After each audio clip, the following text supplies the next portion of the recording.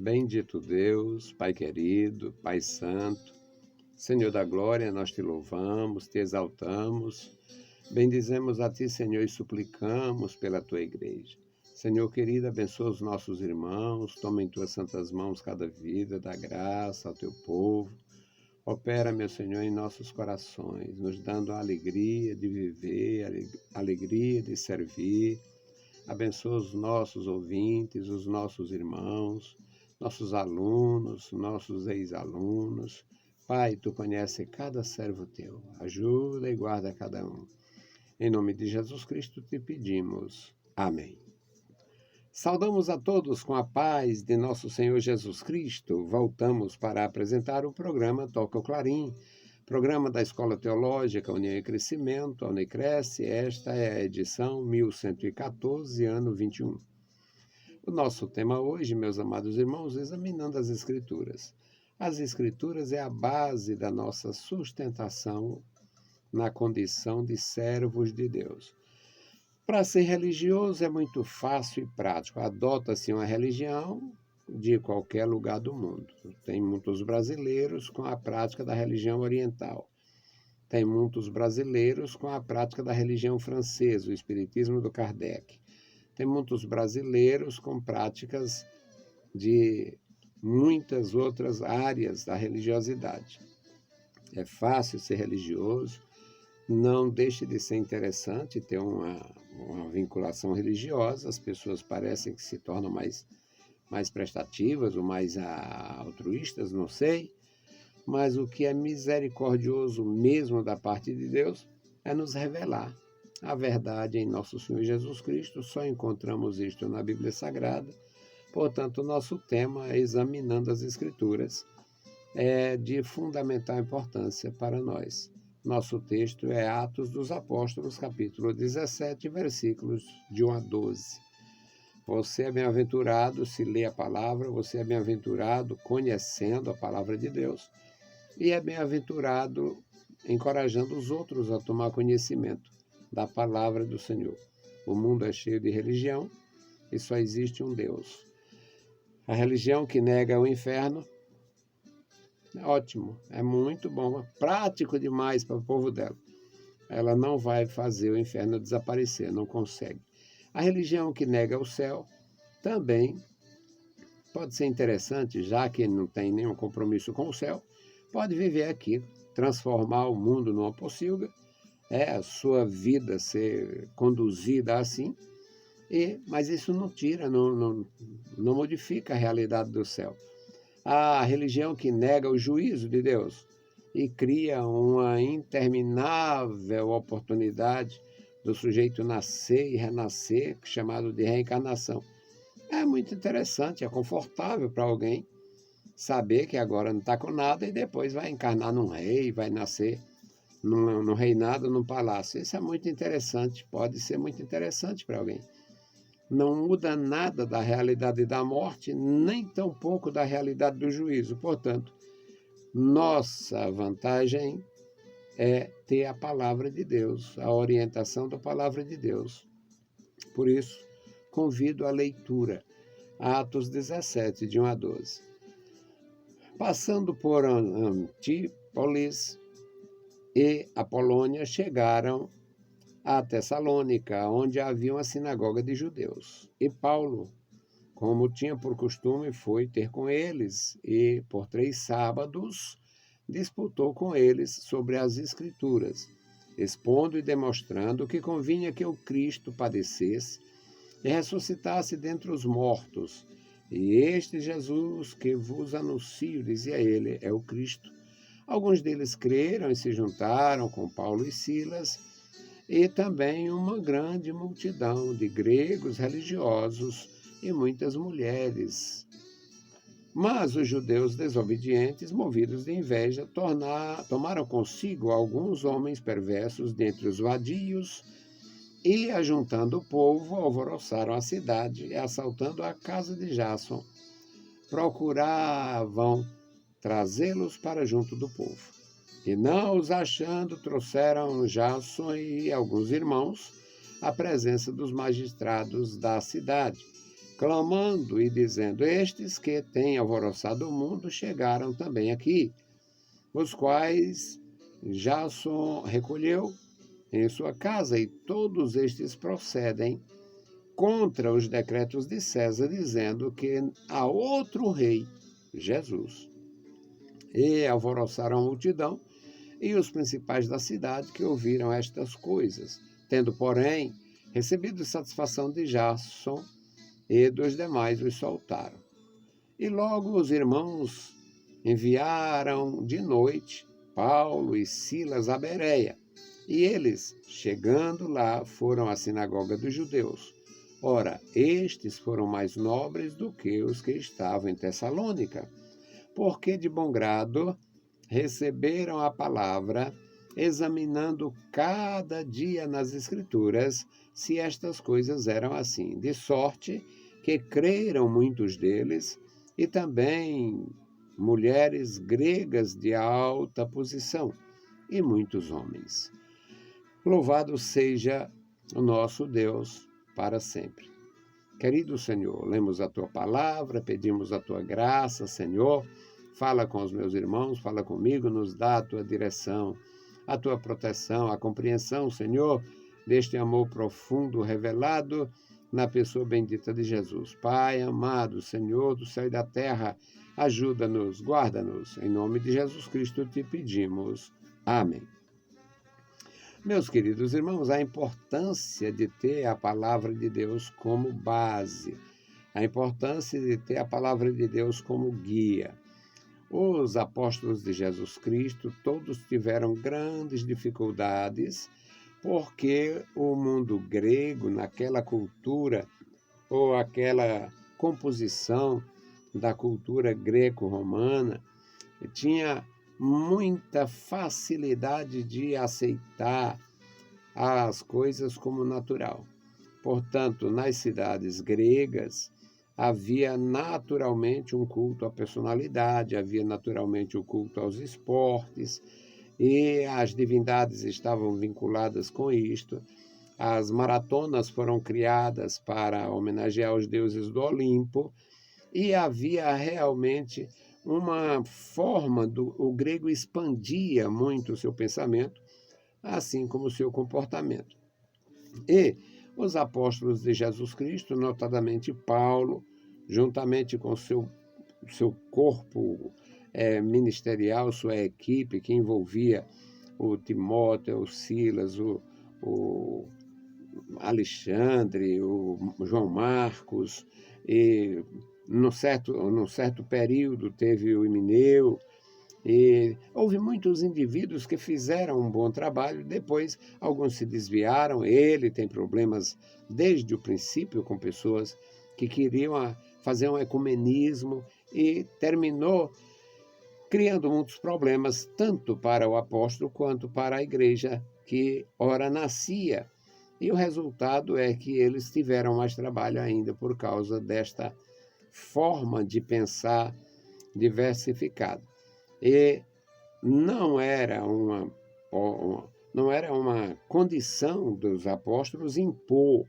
Eles expunham as escrituras, eles queriam expor a verdade, expor a escritura, deixar a pessoa a par daquilo ali, mas, na verdade, só a religião imposta, só o Estado podia fazer, e no que diz respeito à Igreja de Jesus Cristo, tudo era uma questão de vontade, uma questão de toque do Espírito e uma questão de proclamação pelos que já estavam identificados com o Senhor.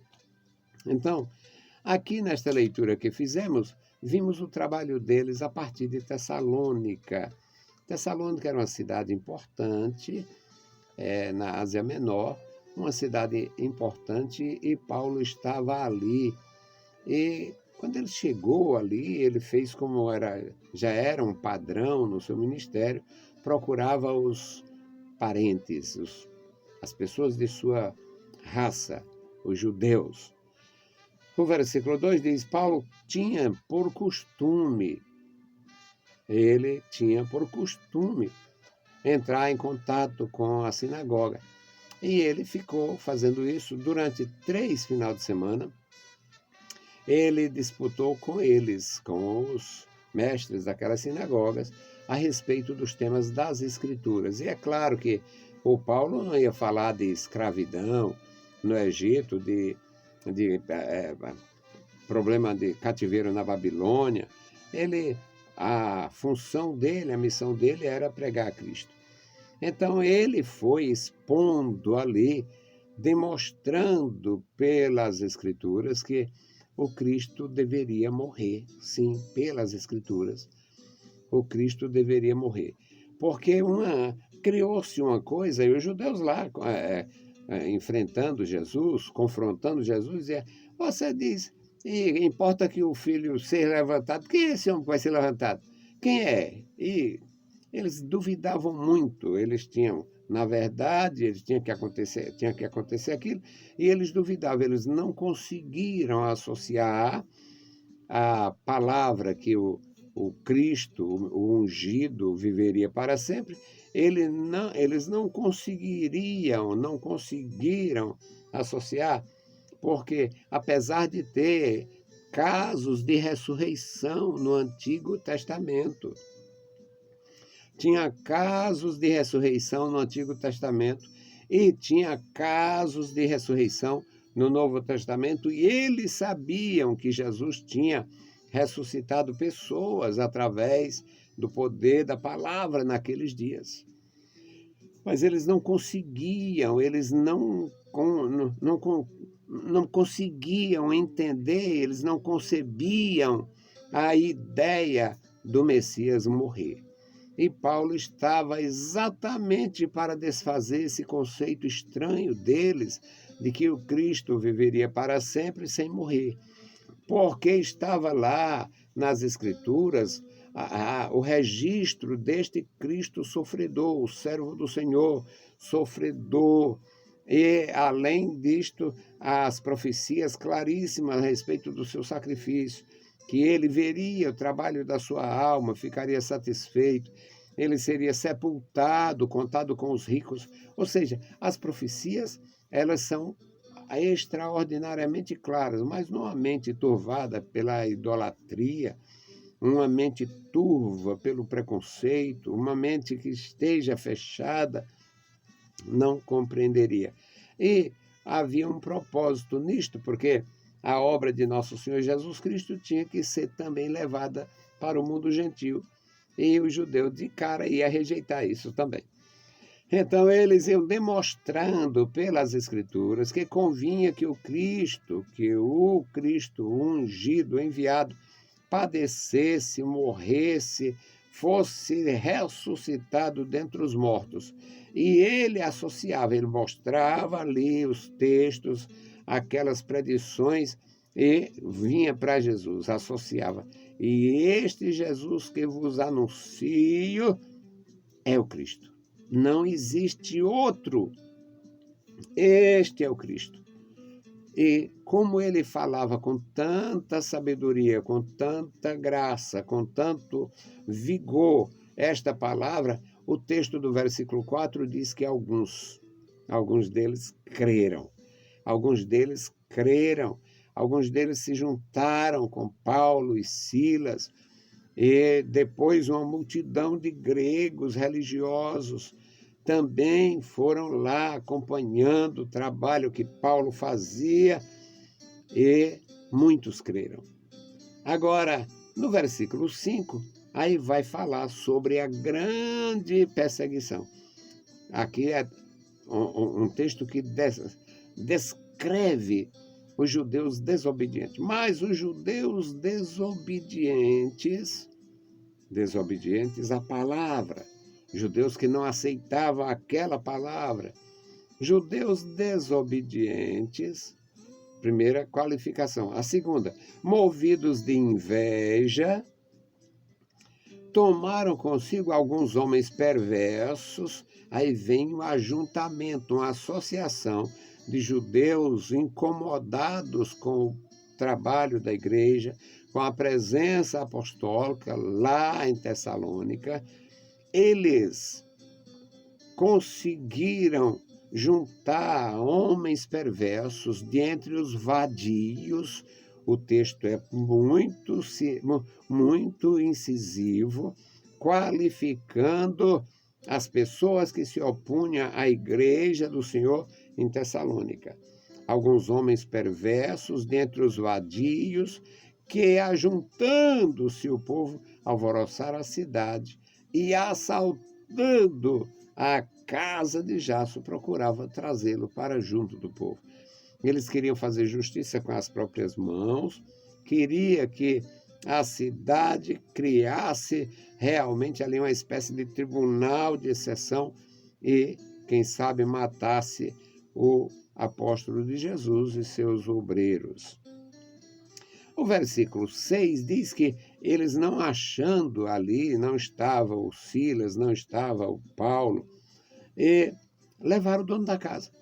Trouxeram Jasson e alguns irmãos à presença dos magistrados da cidade e formularam agora a acusação, clamando: estes que têm alvoroçado o mundo, mesmo eles contra a atuação apostólica, a atuação da igreja, termina dando testemunho, registrando aqui que a igreja no primeiro século, isso aqui é por volta do ano 61, 62, eles dizem que estes que têm alvoroçado o mundo chegaram aqui também, estão também aqui. Era uma demonstração de que a igreja crescia no meio da perturbação. Estão também aqui, chegaram aqui. E nós trouxemos o Jasson, porque ele os recebeu, ele os colocou em sua casa, os quais Jasson recolheu ou hospedou. E todos estes procedem contra os decretos de César, eles são fora da lei, eles falam contra o César, desprezam os decretos de César, principalmente o decreto do culto ao imperador, de acender o incenso, de queimar incenso ao imperador, a honra do imperador, e eles dizem que existe outro rei, que Jesus é rei.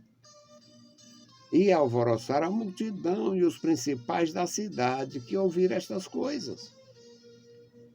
Aí o Jasson, ele assume um compromisso com eles, dá satisfação, não tem nada disso não e tal. Alvoroçaram a multidão e os principais da cidade que ouviram estas coisas. Tendo, porém, recebido satisfação de Jasson, aqui o texto não deixa claro, mas é provável que tenha havido uma espécie de... não seria um crime fazer, mas é como se tivesse sido pago ali aquela taxa para liberar. Tendo recebido satisfação de Jasson e dos demais, os soltaram. É como se eles tivessem realmente pago aqui uma taxa, pago aqui uma importância para poder sair daquela situação.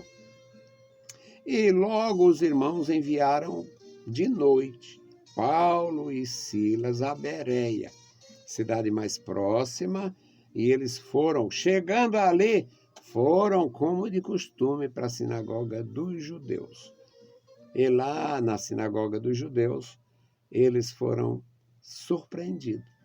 Foram muito bem recebidos e eles conferiam nas Escrituras, observando o que ouviam da boca de Paulo, dos seus cooperadores, para se certificar se tinha fundamento bíblico.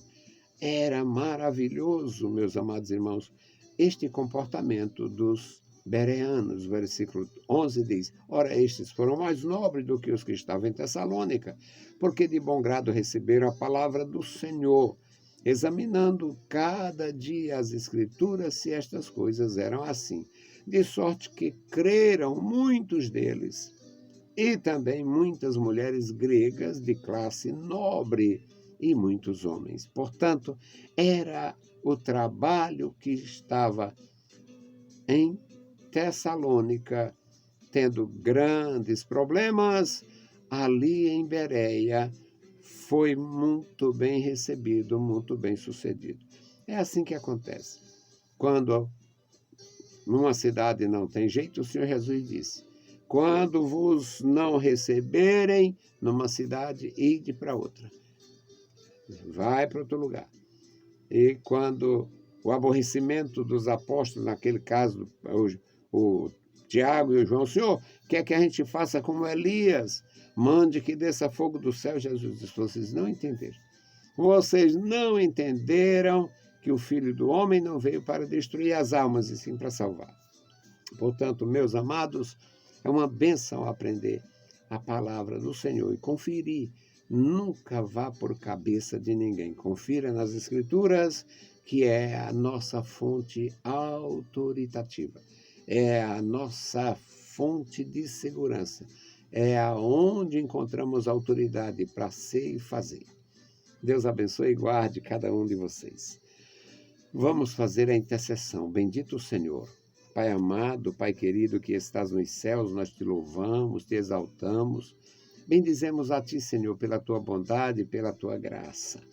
Agradecemos, Pai, por este dia. Guarda, Senhor, os meus irmãos, nossos ouvintes, nossos ajudadores, os que estão sempre conosco. Ó Deus, toma em Tuas santas mãos, Pai bendito, cada servo Teu.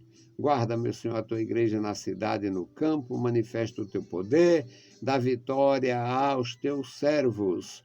Opera, Senhor, em cada coração. Este memorial da oração, toma em Tuas santas mãos. Tu conheces pais, mães, filhos, irmãos. Tu conheces os familiares dos meus irmãos, a condição física, espiritual e emocional de cada um. Toma em Tuas santas mãos. Guarda as criancinhas, a juventude, as famílias, as senhoras, os senhores, os idosos. Ó Deus fiel e bondoso, ajuda-nos, guarda-nos. No maravilhoso nome de Jesus Cristo, nós te pedimos. Amém. Saudamos a todos com a paz de nosso Senhor Jesus Cristo. Se o Senhor permitir, a gente volta. Deus vos abençoe. Leiam a Bíblia Sagrada e a graça de nosso Salvador repouse sobre vós. Amém.